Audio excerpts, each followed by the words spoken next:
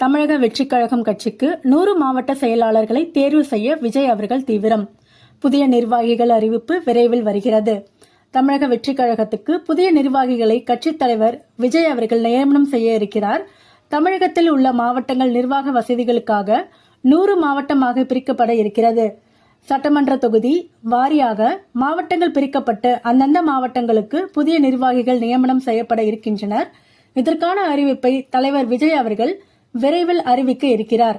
மாவட்ட நிர்வாகிகள், ஒன்றியம், பகுதி வாரியாக நிர்வாகிகள் நியமனம் செய்யப்பட உள்ளனர்.